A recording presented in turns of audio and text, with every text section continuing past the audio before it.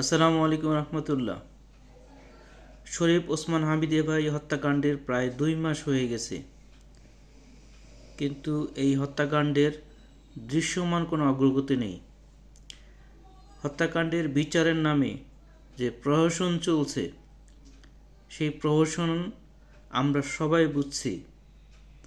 একটি জজ মেয়া নাটক সাজানোর মাধ্যমে একজন ওয়ার্ড পর্যায়ের আওয়ামী লীগের একজন নেতাকে প্রধান আসামি বানিয়ে একজন ফয়সাল নামে এক ভদ্রলোকের স্ত্রী সন্তান মা বাবাকে থানায় ধরে নিয়ে আটক করে যে আসামি ধরার নাটক তৈরি করা হয়েছে, এটা সম্পূর্ণভাবে একটি আইওয়াস, এর বাইরে কিছু নয়।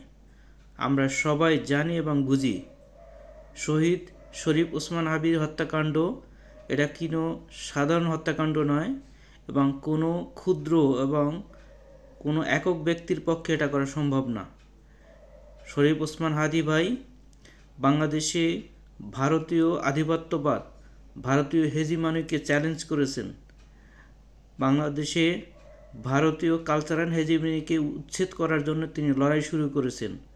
তো তাকে হত্যার সাথে জড়িত অবশ্যই বড় কোনো রাগগোয়াল, যাদের পিছনে রয়েছে দিল্লির সমর্থন, যাদের রয়েছে বিরাট দিল্লির কানেকশন, এবং আমরা সবাই বিশ্বাস করি এই হত্যাকাণ্ডের পিছনে রয়েছে ডিপ স্টেটের অত্যন্ত ঘৃণ্য একটি ক্ষুদ্র অংশ, যারা বাংলাদেশ রাষ্ট্রের সম্পূর্ণ বিরোধী, যারা আজাদির পরিবর্তে ভারতীয় গোলামিকে পাথেয় হিসাবে মনে করে।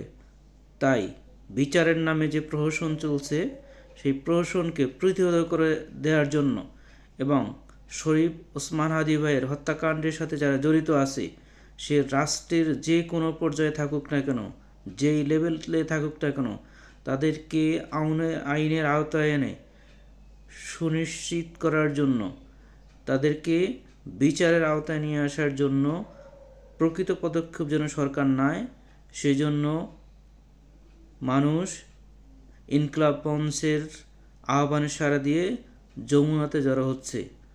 আমাদের যাদের পক্ষে থাকা সম্ভব, যারা ঢাকার আশেপাশে আছি, ঢাকার ভিতরে আছি, তারা দ্রুত যমুনাতে অগ্রসর হই এবং শরীফ ওসমান হাদি ভাইয়ের যারা হত্যাকাণ্ডে জড়িত, তাদের বিচার সুনিশ্চিত করতে আমরা আবার ঐক্যবদ্ধ হই।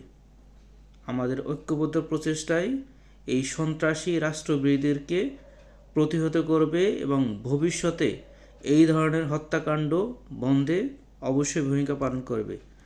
সবাইকে শুভেচ্ছা থাকলো, সবাই জড়ো হন। ইনকিলাব জিন্দাবাদ।